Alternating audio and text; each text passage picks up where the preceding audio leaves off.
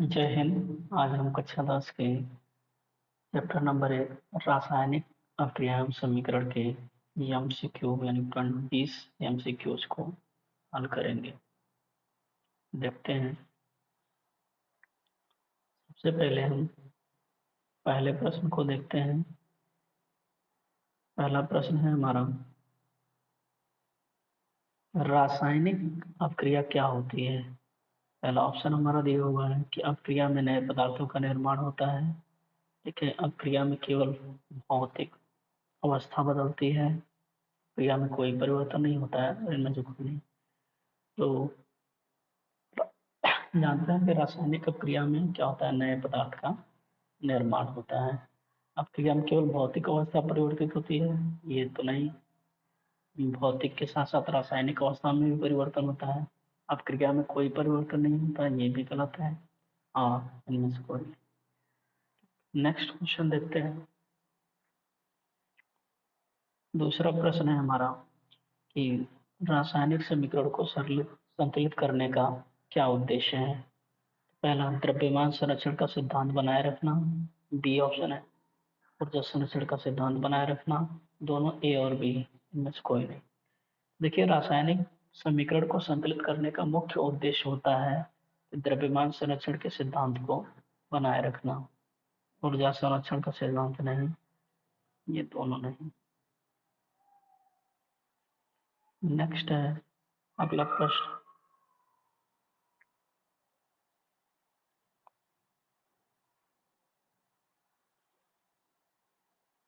तीसरे प्रश्न को देखते हैं। एमजी प्लस ऑटो गिब्स से एमजीओ में एमजीओ किसका उदाहरण है।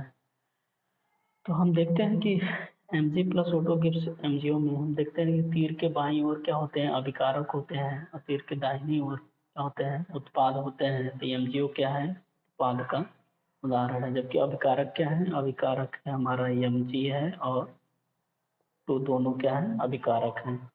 उत्प्रेरक, उत्प्रेरक को हम इस तीर के निशान के ऊपर लिखते हैं।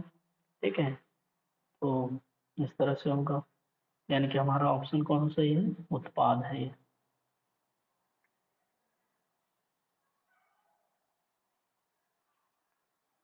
नेक्स्ट प्रश्न, किस अभिक्रिया में ऊष्मा का अवशोषण होता है।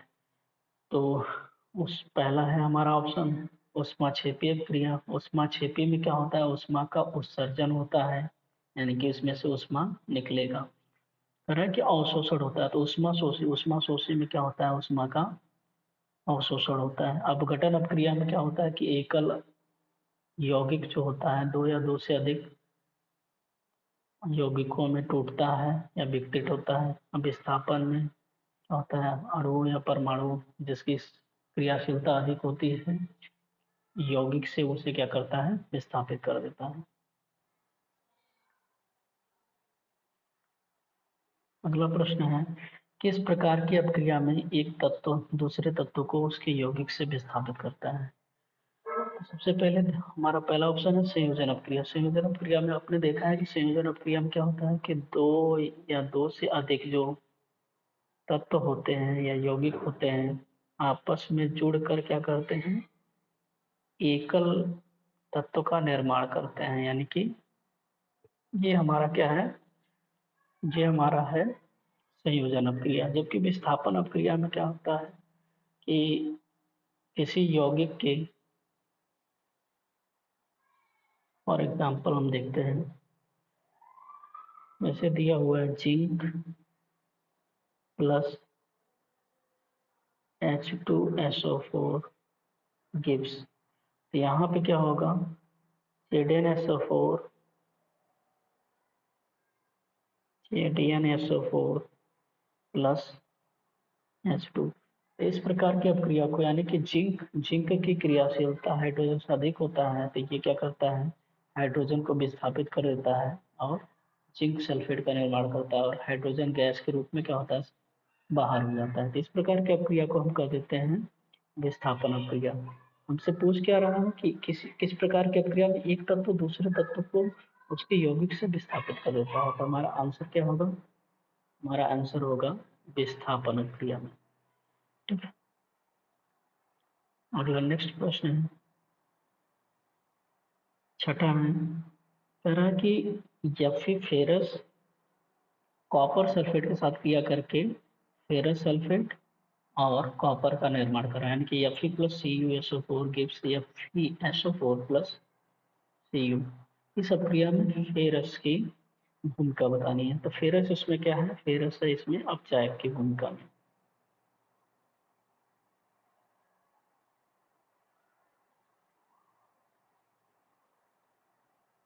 नेक्स्ट है सातवां, तरह किस प्रकार की अभिक्रिया में ऊर्जा का उत्पादन होता है। अभी पीछे हमने देखा कि ऊर्जा का अवशोषण किसमें होता है, तो उष्मा शोषी में, उष्मा क्षेपी में क्या होता है, ऊर्जा का उत्पादन होता है। इसमें ऊर्जा का उत्पादन होगा और उष्मा शोषी में ऊर्जा का अवशोषण होता है।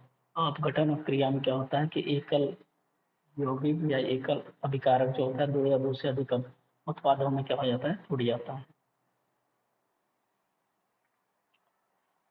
नेक्स्ट है अगला प्रश्न, कि कैल्शियम कार्बोनेट जो है टूटकर calcium oxide plus carbon dioxide का निर्माण करता है। ये किस प्रकार की अभिक्रिया है। तो ये देख रहे हैं कि हमारा कैल्शियम कार्बोनेट क्या है, ये दो अलग अलग यौगिकों में टूट रहा है। तो इसका मतलब एकल अभिकारक जब दो या दो से अधिक उत्पादों में टूटता है तो इस प्रकार की अभिक्रिया को हम क्या कहते हैं, अपघटन अभिक्रिया कहते हैं। ये हमारा ऑप्शन क्या हो जाएगा, अपघटन अभिक्रिया। नेक्स्ट है नवा है कि H2 plus Cl2 gives 2HCl का अपक्रिया में, इस अपक्रिया में HCl क्या है, यानी कि देखिए हाइड्रोजन और क्लोरीन संयोग करके हाइड्रोजन क्लोराइड का निर्माण कर रहे हैं। तो अब हम जानते हैं कि दो या दो से अधिक अभिकारक जब जुड़ते हैं और एकल यौगिक का निर्माण करते हैं तो इस प्रकार की अभिक्रिया को हम क्या कहते हैं, संयोजन अभिक्रिया कहते हैं।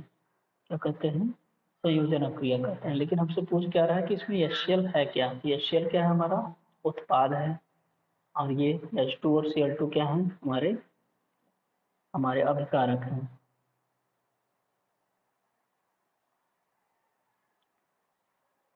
नेक्स्ट है, रक्त की सब क्रिया में एक ही यौगिक को सरल पदार्थों में विभाजित किया जाता है। तो एक ही यौगिक को सरल पदार्थों में विभाजित करने का मतलब कि ये अपघटन क्रिया है, में एकल अभिकारक दो या दो से अधिक यौगिकों में टूटता है। तो ये हमारा क्या है, अपघटन क्रिया है। नेक्स्ट क्वेश्चन है हमारा कि अपक्रिया जिंक, यानी कि वही जो पीछे अभी हमने एग्जाम्पल में बताया था कि जिंक प्लस H2SO4 यानी कि सल्फ्यूरिक अम्ल gives zinc sulphate plus H2 किस प्रकार की अपक्रिया है। यहाँ पे देख रहे हैं कि ये जिंक, यहाँ पर जिंक क्या कर रहा है, ये जिंक यहाँ पर हाइड्रोजन के अणु को क्या कर रहा है, विस्थापित करके जिंक सल्फेट का निर्माण कर दे रहा है और हाइड्रोजन गैस के रूप में क्या होता है, इस अभिक्रिया से बाहर हो जाता है। इस प्रकार की अभिक्रिया को हम कहते हैं विस्थापन अभिक्रिया।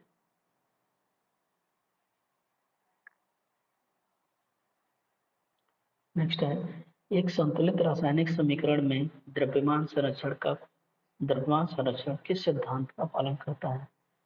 तो ये इस सिद्धांत का पालन करता है। तो हम जानते हैं किसी भी रासायनिक समीकरण में क्या होता है, द्रव्यमान संरक्षण के सिद्धांत का पालन होता है। तो ऊर्जा संरक्षण का नहीं होता है, यानी कि द्रव्यमान संरक्षण का। ठीक, नेक्स्ट है 13 number, H2 plus O2 gives H2O। इस अभिक्रिया में O2 का क्या काम है। और जब किसी भी रासायनिक अभिक्रिया में ऑक्सीजन का योग होता है तो उसको हम क्या कहते हैं, ऑक्सीकरण कहते हैं। तो यानी कि इस अभिक्रिया में क्या है, O2 क्या है, हमारा ऑक्सीकरण है।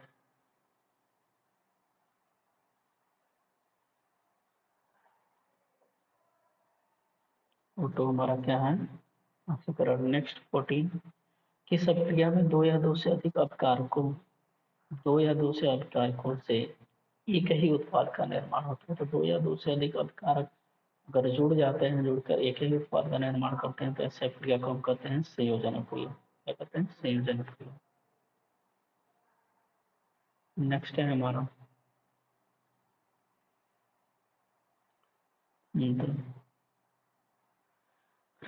किस प्रकार की अभिक्रिया में ऊर्जा का अवशोषण होता है। तो ऊष्मा शोषी में क्या होगा, ऊर्जा का अवशोषण होता है, ऊष्माक्षेपी में क्या होता है, ऊर्जा का उत्पादन होता है। नेक्स्ट क्वेश्चन,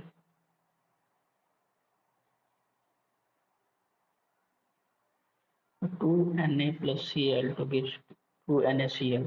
इस अभिक्रिया में NaCl क्या है, दोनों सोडियम और क्लोरीन मिलकर सोडियम क्लोराइड का निर्माण कर रहे हैं। तो सोडियम क्या है हमारा, सोडियम अभिकारक है, क्लोरीन भी अभिकारक है, और सोडियम क्लोराइड क्या है हमारा उत्पाद है।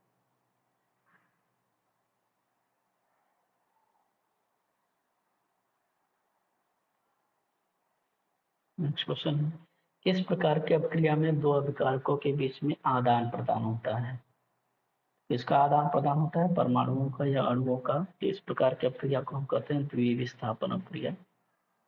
जब परमाणुओं या अणुओं का आदान प्रदान होता है तो ऐसे अभिक्रिया को हम क्या कहते हैं, द्विविस्थापन अभिक्रिया।